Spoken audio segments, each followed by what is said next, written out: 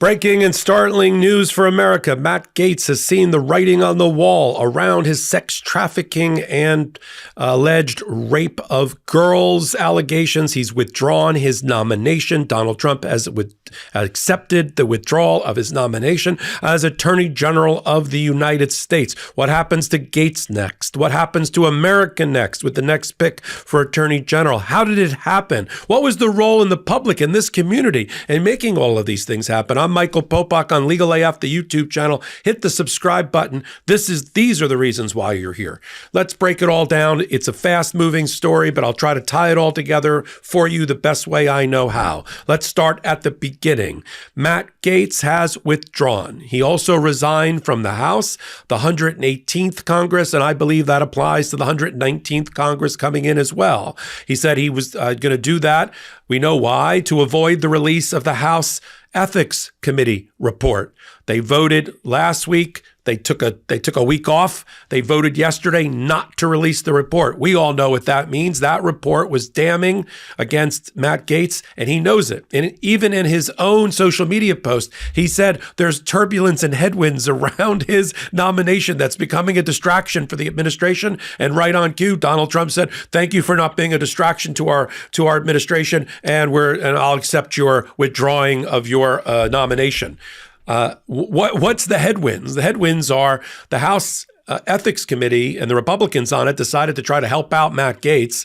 The chairman of that committee a week ago winked at Matt Gaetz publicly and said, well, we're going to release the report. This was last Friday about our investigation into whether he sex trafficked, whether he raped girls during sex-fueled parties or not. We're going to release that unless Matt Gaetz is no longer a member of the House. And a day later, Matt Gaetz resigned. Now, my working theory is there was a phone call between Gaetz and the chairman of that committee in which the chairman said, I've seen the report, Matt. You got to get out of town.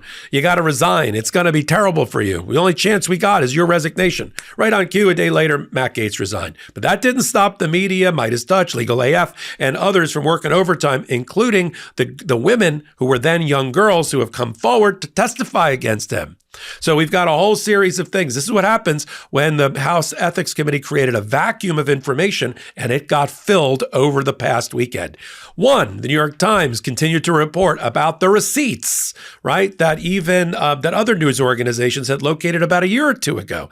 The Venmo receipts, the check receipts for Matt Gaetz paying the girls off, listing tuition reimbursement on the bottom for these parties arranged by Joel Greenberg, a friend of his, who served as the pimp for men who wanted to rape girls. I mean, there's no other way to put it.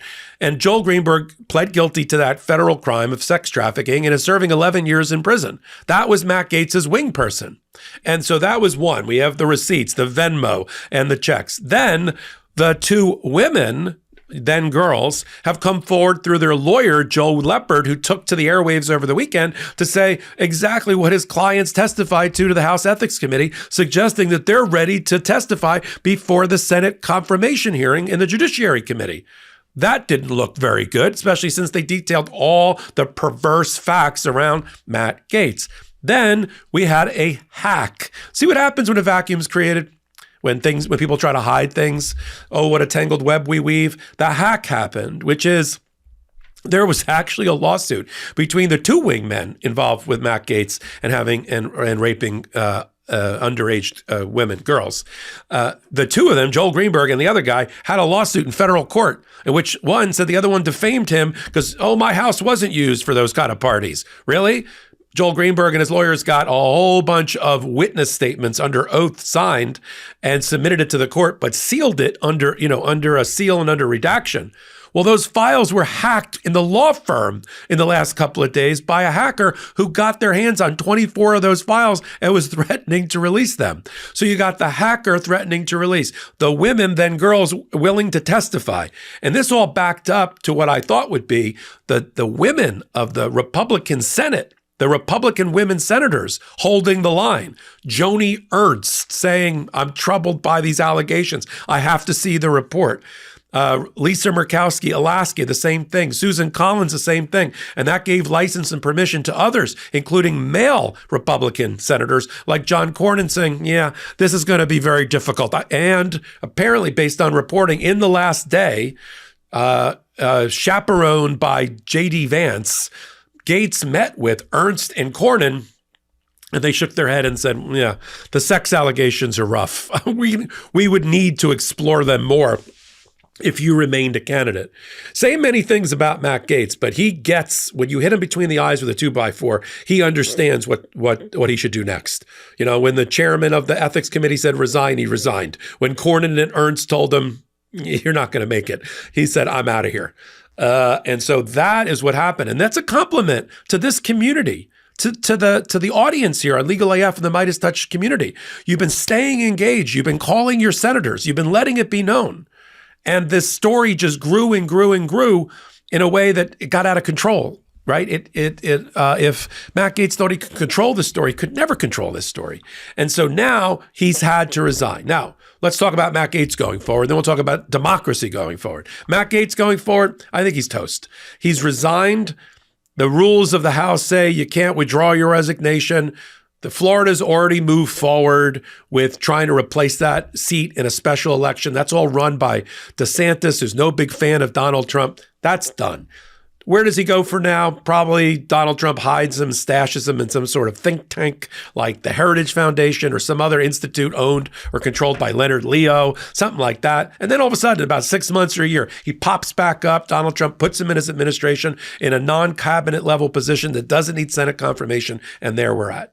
The good news about the Gaetz withdrawal is that even though Trump was threatening, and John Thune, the incoming Senate Majority Leader, threatened to use the doomsday button to put the Senate into recess, to allow Donald Trump to shove down our throats for 2 years all his cabinet picks without confirmation process, without a public hearing.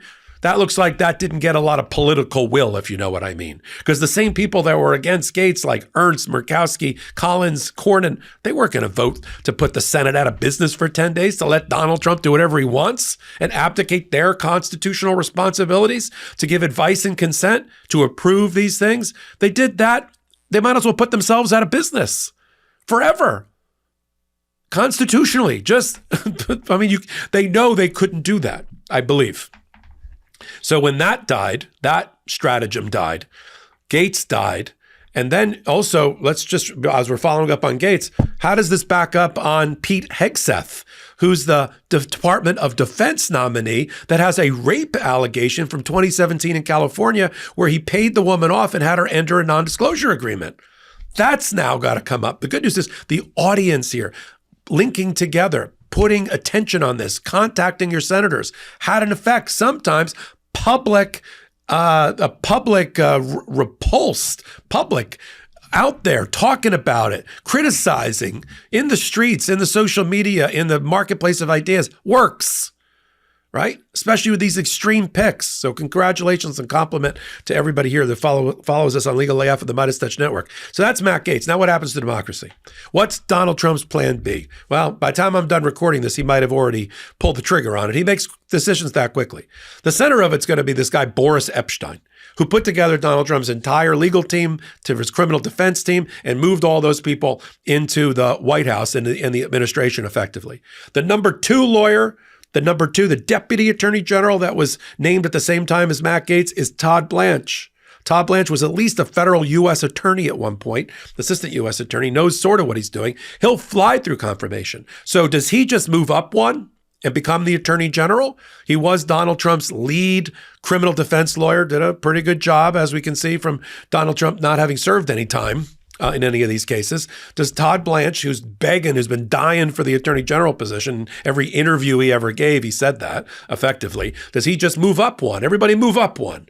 Or that's scenario one. Scenario two, Donald Trump does another middle finger, F you, and trolling of America and its voters, including the Democrats and Republicans alike, and he appoints somebody like Eileen Cannon, the judge down at the Mar-a-Lago case in Florida. A darling, a sweetheart, a favorite of the Federalist Society and Leonard Leo. They love what she did for Donald Trump in dismissing the Mar-a-Lago indictment in the prosecution, finding that the special counsel was improperly appointed and unconstitutionally funded. Do they reward her with it? Now, why am I saying that? And why have I said that in the past?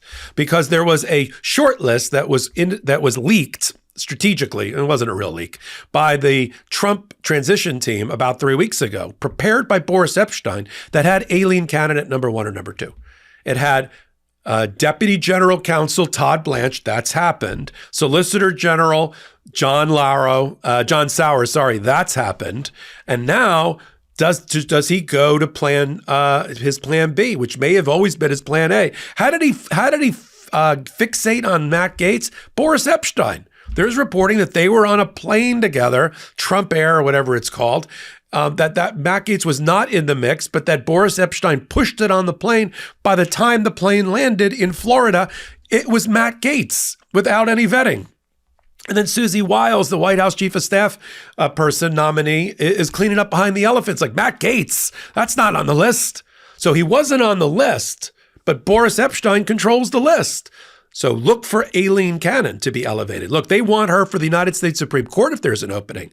Take out Alito, take out Thomas, put in Aileen Cannon. But maybe for the next year, they stick her in as Attorney General. And she'll probably have a better shot at getting confirmed. See, I think Blanche and Cannon get confirmed, especially after he trotted out Gaetz first. Like he scared the crap out of the Senate and America with these picks. So anybody under them that's not named Matt Gaetz is going to fly through confirmation.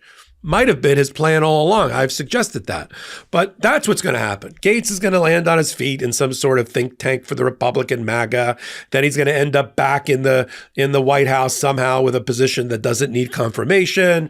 Aileen Cannon gets updated, or Todd Blanche, who I'm sure is on the phone saying, I'm ready. Put me in, coach. Put me in. Take me off the bench. Let me go to the number 1 job, or somebody else. I mean, there's some other names that were floated, but they were really extreme. I mean, more almost as bad as Matt Gaetz, except without the sex crime aspect of it, at least as far as I know. So we're going to continue to follow it. Thank you for being here. Take a minute, hit the subscribe button. Come right back here for the updates on this story. We were updating it every hour right here on Legal AF, the YouTube channel, and on Legal AF, the podcast. So I thank you for being here. I'm Michael Popok, and I am reporting. In collaboration with the Midas Touch Network, we just launched the Legal AF YouTube channel. Help us build this pro-democracy channel where I'll be curating the top stories, the intersection of law and politics. Go to YouTube now and free subscribe at Legal AF MTN. That's at Legal AF MTN.